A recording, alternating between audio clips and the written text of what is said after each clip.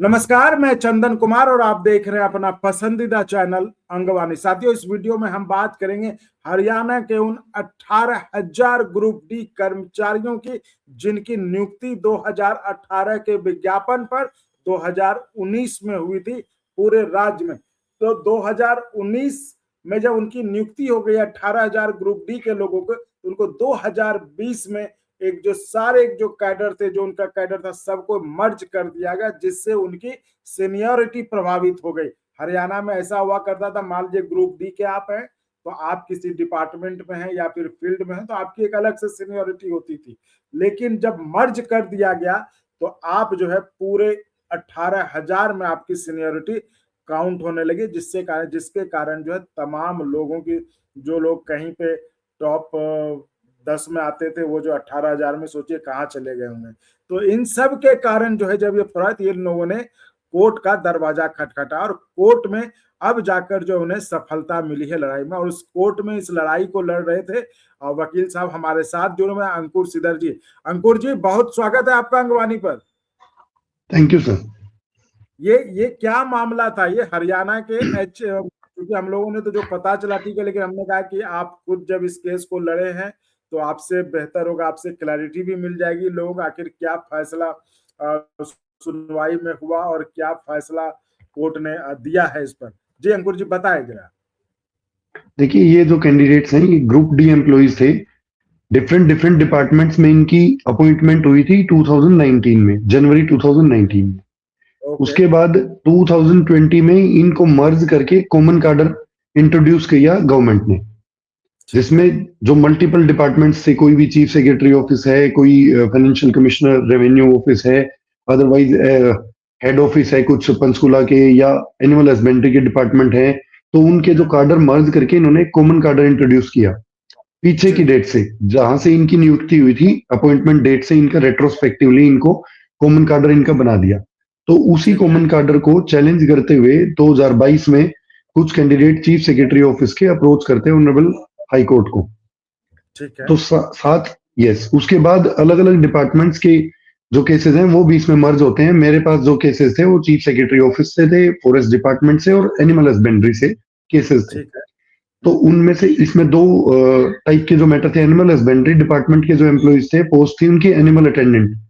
Animal attendant जो है वो एक वीएलडीडी कोर्स के लिए भी उन्होंने केस लगाया हुआ था कि आप हमारा एडमिशन वीएलडीडी कोर्स में मना कर रहे हो, रीजन बीइंग ऑफ कॉमन का इंट्रोडक्शन ऑफ कॉमन कार्डर।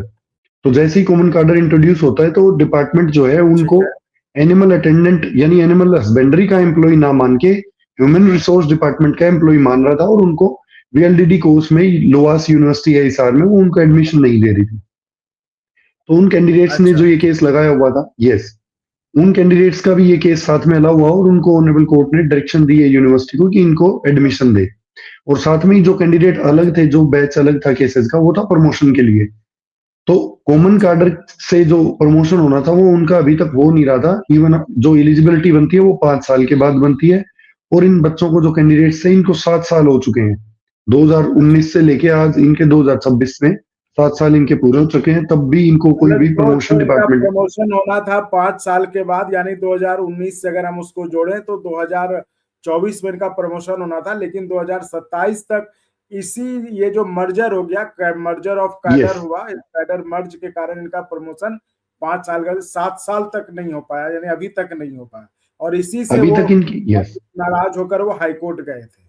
जी यही उनका ग्रीवांसेस था कि जो कॉमन कार्डर है इसकी वजह से हमारा जो प्रमोशन है वो डिले हो रहा है। और इवन टिल टुडे जो उनकी कोई भी सीनियोरिटी बननी थी कॉमन कार्डर की, वो आज तक ही नहीं बनी हुई है। कोई भी प्रमोशन होगा उसकी पहली स्टेज है आपकी जो भी एक fixation of seniority in candidates की आज तक ही नहीं बनी है, तो फिर प्रमोशन तो ऑब्वियस सी बात है कि नजदीक तो है नहीं। तो सेम वे में इन्होंने यही 2022 से लेके इनके ग्रीवांसेस 2024 में भी केसेस फाइल हुए हैं, 25 में भी हुए हैं। उनका यही है कि आप हमारी जो भी सीनियोरिटी है, वो जो हमारा कार्डर था डेट ऑफ अपॉइंटमेंट के टाइम पे, उसी के अकॉर्डिंग हमारी प्रमोशन आप करो और हमें कॉमन कार्डर से बाहर आप ट्रीट करो।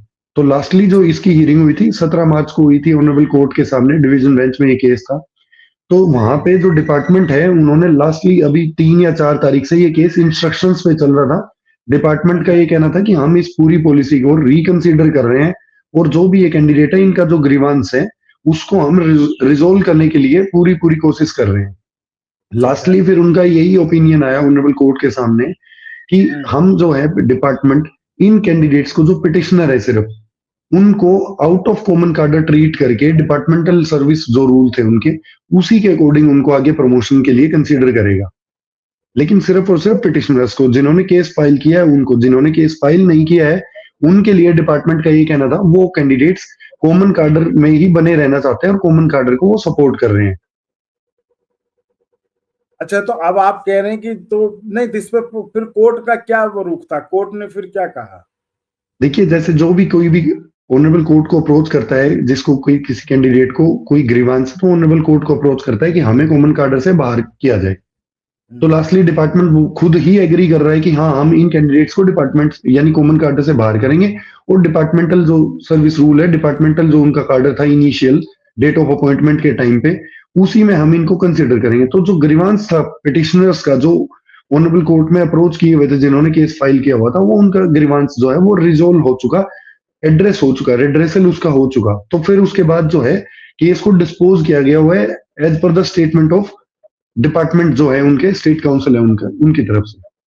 तो इसीलिए फिर इसमें कोई आगे ऑनरेबल कोर्ट की तरफ से कोई जो डिसीजन है उसकी फिर रिक्वायरमेंट नहीं रहती, क्योंकि डिपार्टमेंट ने खुद ही जो इनके ग्रीवांसेस हैं उनको एक्सेप्ट कर लिया।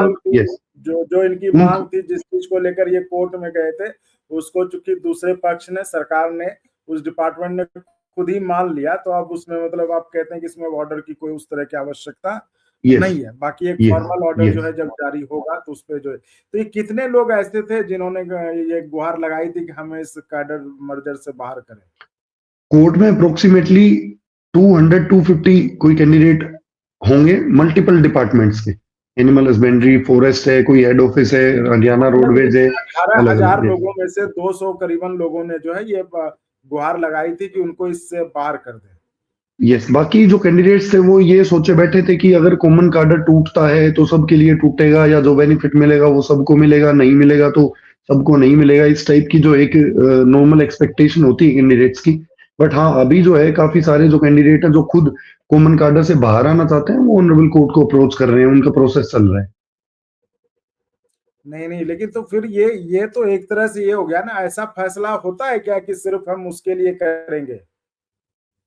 देखिए, ऑनरेबल कोर्ट जब भी फैसला देती है वो, जैसे ये जो केसेस थे ये लीगैलिटी के ऊपर था कि हमारा जो पिटिशनर्स हैं, हमारी तरफ से ये ग्राउंड और हमारे सेशन थे ऑनरेबल कोर्ट के सामने कि ये जो टोटल कंसेप्ट है कॉमन कार्डर का, सिर्फ 200 लोगों के लिए नहीं, मैं यही आपको बताना चाह रहा हूं कि कॉमन कार्डर के अगेंस्ट हमारा केस था। हम चाहते हैं कि ये कॉमन कार्डर खत्म हो, ठीक है, लेकिन अल्टीमेटली जब भी कोई कोर्ट में जब स्टेट काउंसिल है या जो डिपार्टमेंट के वकील आए हुए हैं वो एक रिलैक्सेशन दे रहे हैं, और उस रिलैक्सेशन पे जब कोई केस डिस्पोज होता है तो वो उन्हीं स्टेटमेंट के अकॉर्डिंग होता है। तो उनकी स्टेटमेंट जो आई हुई है वो ये है कि हम इन कैंडिडेट्स के लिए जो कॉमन कार्डर से इनको बाहर ट्रीट कर रहे हैं। तो हमारा जो पिटिशनर है, नहीं, ये बात तो देखिए बिल्कुल सही है, ठीक, आपने ये कहा, और जो दूसरे पक्ष है उन्होंने कहा कि चलो हम इनको दे देंगे, लेकिन आदेश तो फिर अब आदेश का इंतजार करना होगा ना, आखिर आदेश में क्या होता है? ये फैसला सबके लिए होता है या फिर सिर्फ 200 लोगों के लिए होता है? क्योंकि कोर्ट में ओपन तो कुछ नहीं कहा गया है। नहीं, जज साहब की तरफ से ओपन कोर्ट में फैसला जो है वो लिखवा दिया गया है, अब उसको स्क्रूटनी करके टाइप होके और अपलोड होना वो बाकी है। फैसला ऑलरेडी हो चुका है केस का। ऐसे कई सारे एग्जांपल्स हैं, हम तो ये तो चूंकि कर्मचारियों का ही चैनल है, इसमें कई बार इस तरह के सरकारी वकील की तरफ से इस तरह का जो है पासा फेंका गया है कि चलिए जो याचिका करता है हम उनको रिलीफ दे देते हैं, तो फिर लेकिन कोर्ट का आदेश इस तरह से आया कि वो सबके लिए मान्य हुआ है। तो वही मैं कह रहा हूँ, या तो फिर देखिए, जो मैंने जैसे आपको पहले बताया कि जो फैसला है वो सुनाया जा चुका है ओपन कोर्ट में। अभी फॉर्मल जो इसका कॉपी जो है ऑर्डर की, वो कॉपी अपडेट नहीं, अगर नहीं तो फिर आप कहीं, अगर सुनाया जा चुका है तो क्या सुनाया जा चुका है, ये तो आप लोगों को बताएंगे ना। ये मैंने बताया ऑलरेडी, जज साहब के द्वारा डिस्पोज किया गया है केस को एज पर the statement of learned state council. जो स्टेट काउंसिल की स्टेटमेंट है उसी के अकॉर्डिंग उस केस को डिस्पोज कर दिया गया है, क्योंकि जो ग्रीवांसेस थे पिटिशनर्स के वो रेड्रेस हो चुके हैं, वो उनका एक तरीके से अग्री कर गए हैं, वो जो स्टेटमेंट स्टेट काउंसिल ने दी है उसके अकॉर्डिंग उनका कोई ये ग्रीवांस यानी उनका कोई और जो ये कहीं यस ऑफिशियल लाइन होगी ना जिसके बारे में ये कहा, जो आप कह रहे हैं कि case is being disposed citing, ये जो आपका जो भी है सरकारी वकील का, इसके ये कहीं लाइन है ना ऑर्डर में? सारी लाइन है, एक लाइन का ऑर्डर नहीं है, पूरा लंबा चौड़ा पूरे फैक्ट्स को मेंशन करते हुए लंबा ऑर्डर है। उसमें लास्टली यही है कि जो स्टेट काउंसिल ने जो रिलैक्सेशन दिया है, एग्री कर रहे हैं इनकी जो पिटिशनर्स है इनकी स्टेटमेंट से, उसके अकॉर्डिंग फिर इस केस को डिस्पोज किया जाता है। बाउंड रहेंगे स्टेट, जो मतलब स्टेट है वो अपनी जो स्टेटमेंट उन्होंने दी है उससे पीछे नहीं हट सकते, वो बाउंड है उससे। तो लेकिन इसको लेके फिर किसी तरफ से ये नहीं मांग की गई कि ये सबके लिए कर दिया जाए? कोई भी, जो मैं बता रहा हूँ, जो डिफरेंट डिफरेंट मैटर्स होते हैं, कोई भी कैंडिडेट अप्रोच करता है ऑनरेबल कोर्ट को तो वो खुद के लिए करता है। ये जो सर्विस मैटर्स होते हैं पब्लिक इंटरेस्ट के मैटर नहीं होते हैं। ऑब्वियस सी बात है, कुछ केसेस ऐसे होते हैं जो पब्लिक एट लार्ज को अफेक्ट करते हैं। जैसे अब अगर ऑनरेबल कोर्ट इस मैटर में दोनों पक्षों को सुन के फैसला सुनाती तो ऑब्वियस सी बात है वो वायरीज यानी उस केस की कॉमन कार्डर की अमेंडमेंट की लीगैलिटी को डिसाइड करती।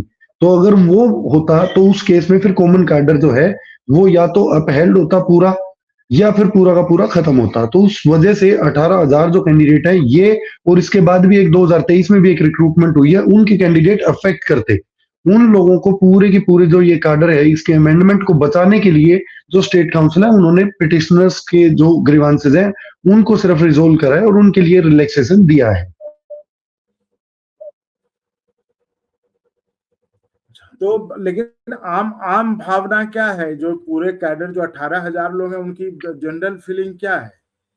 वो रहना देखिए, जैसे चाहते हैं मैंने इसमें? पहले बताया, यस, जैसे मैंने पहले बताया, कुछ कैंडिडेट हैं जो कॉमन कार्डर में रहना चाहते हैं। वो कैंडिडेट है जिनको लग रहा है कि हमारी सीनियोरिटी कॉमन कार्डर में ऊपर है, और जिनकी अच्छा। सीनियोरिटी डिपार्टमेंटल कार्डर जो उनके इनिशियल थे उनमें उनकी सीनियोरिटी जो है वो ऊपर थी। वो ये चाहते हैं कि कॉमन कार्डर से बाहर हम रहें, और हमें जो फील्ड के कोई कार्डर है, डिस्ट्रिक्ट में है, कोई अदरवाइज दूसरी डिपार्टमेंट्स में है, तो वहां हमें ना जाना पड़े। और जो इनिशियल हमारी अपॉइंटमेंट है, जैसे चीफ सेक्रेटरी ऑफिस है, वो सिर्फ उनकी पोस्टिंग है चंडीगढ़ में रहेगी, उनसे बाहर उनकी नहीं होगी।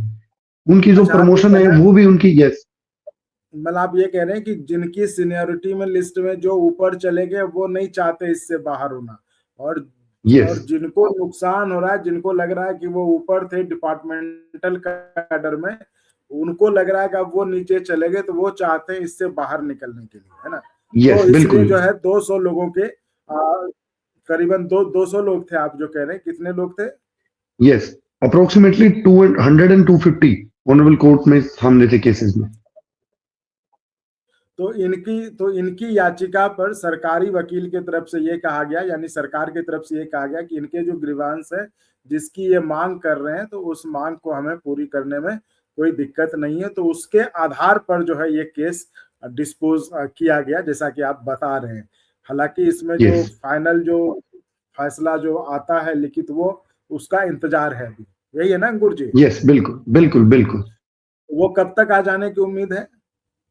वो हो सकता है अभी आज भी आ सकता है, कल भी आ सकता है, जल्दी ही आने की उम्मीद है, क्योंकि वो ऑलरेडी सुनाया जा चुका है। जब फैसला सुरक्षित, जिसको आप बोल रहे हैं रिजर्व, जब होता है केस, तो उसमें टाइम लग सकता है, 1 हफ्ता, 2 हफ्ता, 3 हफ्ता। बट इसमें जब ऑलरेडी ओपन कोर्ट में फैसला सुनाया जा चुका है तो वो इसके बस बाद फिर फैसला अपलोड फॉर्मल, होना है, आप ये कह रहे हो? यस, अपलोड होना है कॉपी। चलिए, तो ठीक है। अब तो देखते हैं फैसले में, जैसा कि आप बता रहे हैं कि फैसला बस एक अब औपचारिकता मात्र रह गया, क्योंकि उसी दिन इस केस को डिस्पोज कर दिया गया। जो सरकारी वकील थे उनकी तरफ से जो सबमिशन दिया गया, जो एक तरह से स्वीकार किया गया, उसके बाद से इस केस को डिस्पोज कर दिया गया। तो चलिए, ये राहत की यस, खबर है उन लोगों के लिए जिन्होंने याचिका डाली थी अपने कैडर से, इस कैडर मर्जर से अलग होकर, क्योंकि उनका सीनियरिटी प्रभावित हो रहा था। तो अब बिल्कुल, उम्मीद है कि जिस दिन फैसला आएगा उस दिन सब कुछ साफ हो ही जाएगा। हालांकि अब इसमें कुछ साफ होना बचा नहीं है, लेकिन ठीक है, फैसला है, आ जाए एक बार तो उसको भी देख लेंगे। तो उस दिन भी आपसे अंकुर जी जुड़ेंगे और उस दिन भी इस पर आपसे बात करेंगे, आखिर क्या फैसला हुआ। तो चलिए, फिलहाल ये बड़ी खबर कि जो हरियाणा के जो HSSC जो ग्रुप डी के 18,000 कर्मचारी थे, उसमें से जो कुछ लोग जिनकी सीनियरिटी प्रभावित हो रही थी वो अपने को कैडर मर्जर से अलग होने की गुहार लगा रहे थे, तो उनको जीत मिलती हुई दिख रही है पंजाब हरियाणा हाईकोर्ट से। तो चलिए इस वीडियो में फिलहाल इतना ही। आप ऐसे ही चैनल को लाइक शेयर सब्सक्राइब करते रहे। बहुत बहुत धन्यवाद। बहुत धन्यवाद Ankur ji. Thank you sir. नमस्कार साथियों, मैं चंदन कुमार और आप देख रहे हैं अपना पसंदीदा चैनल अंगवानी। साथियों, अंगवानी कोई वायरल चैनल नहीं, यह आपकी सच्ची, कंफर्म और असरदार खबरों की आवाज है। हम ट्रेंड पर नहीं बल्कि आपके भविष्य, आपकी नौकरी और आपके हक पर वीडियो बनाते हैं। ध्यान दीजिएगा, हम कोई सरकारी कर्मचारी भी नहीं, इसलिए ना तो हमारी कोई सैलरी तय है और ना ही आपकी तरह किसी वेतन आयोग का फायदा। और ओपीएस की तो बात ही मत करिए, है ना। तो साथियों, जो भी मेहनत है, जो भी जोखिम है, सब कुछ सिर्फ आपके लिए। अब जरा सोचिए, 500 रुपए सालाना, यानी दिन के 1.5 रुपए से भी कम। अखबार और केबल टीवी पर तो आप इससे कई गुना ज्यादा खर्च करते, फिर भी आपके मुद्दों की बात वहां नहीं होती।